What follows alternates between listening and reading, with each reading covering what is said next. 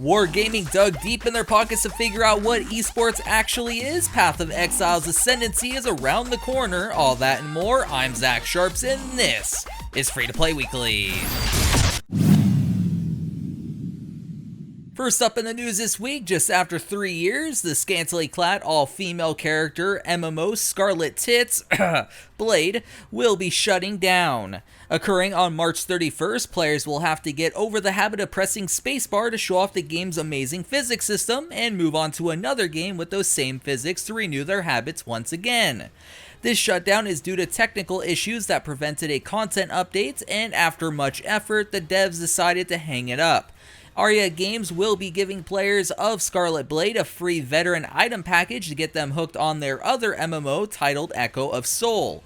Personally, all I gotta say about this shutdown is there are far better games with boob physics in them. Why people were still playing this game to begin with is beyond my comprehension. Epic Games decided to drop a good bit of gameplay over this week for their upcoming MOBA Paragon. This action combat styled MOBA not only has gorgeous graphics thanks to the Unreal Engine 4, but also more action styled combat similar to Smite. Their recent trailer highlights Feng Mao, an axe wielding mid lane pusher. Seems like a pretty cool character to me, and if you want to check out a first impression style video for Paragon, my friend Gaming Ethos got a chance to check it out at Epic Games Studio, so go show him some of that MMO bomb love. Those of you Tera fans out there have another update coming your way, and Mass Entertainment's new Downfall update will be releasing on March 1st. When it arrives, it will make some serious changes to the world of Tera, including a rework to the Island of Dawn, the introduction of Forsaken Island hard mode, and a whole lot more. The Island of Dawn is set to become a level 65 BAM hunting ground with an all-new storyline, daily and solo group quests, all with tier 7 and 8 rewards, while the Forsaken Island hard mode adds new gear drops.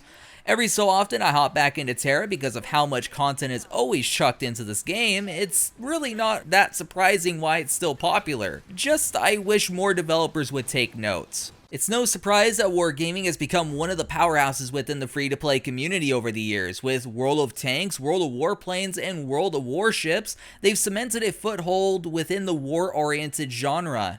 However, their rise came with a good bit of growing pains. It just so happens that those growing pains cost them $32 million in order to try and figure out what this whole esports thing is. The first $10 million, according to their esports chief, was just spent on promoting esports back in 2012 to figure out if the company was even going down the right path, and the rest of it's been basically to keep them going down the path that they feel is correct. This doesn't mean the path is going toward knowing exactly how it all helps their profits though. Their esports chief stated the following: "We don't monetize their tickets to watch, we monetize through the player journey. We give content that is created and digested by everyone." End quote.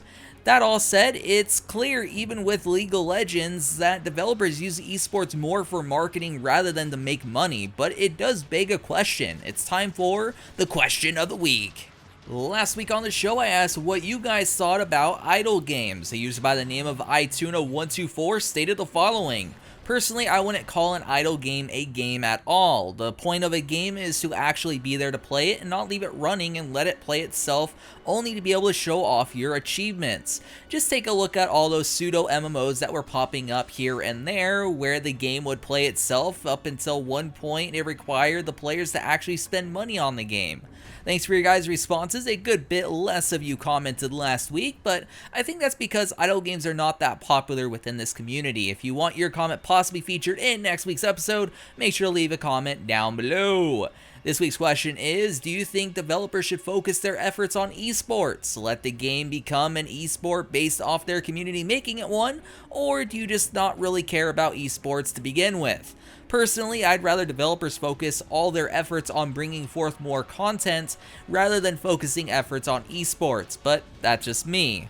Last up in the news this week, those of you playing grinding gear games free-to-play ARPG will not have to wait much longer for Ascendancy. The next big content update is set to release on March the 4th and comes packed with a lot of content.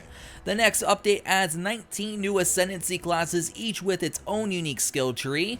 The Trials of Ascendancy, which is full of elaborate puzzle rooms filled with traps. The Lord's Labyrinth, which is a randomly generated dungeon full of puzzles and secrets, enchantments, and 11 new gems, many new items, a challenge league, and a ton more. Basically, grinding geared games is just being awesome, like always.